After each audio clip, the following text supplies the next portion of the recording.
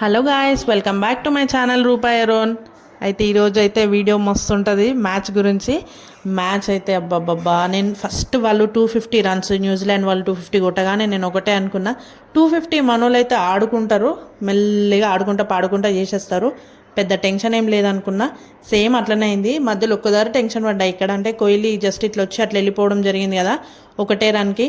ఇక అక్కడ థర్డ్ ఎంపైర్ని అడిగిన థర్డ్ ఎంపైర్ కూడా మళ్ళీ అదే చెప్పేసరికి అయ్యోయ్యో అవుట్ అయిపోయిందా అని కొంచెం టెన్షన్ అయినాం. కానీ దాని తర్వాత అయితే మనోళ్ళు అయితే తీసుకొచ్చేసారు 250 రన్స్. మనోళ్ళకైతే పెద్ద విషయం ఏం కాదు.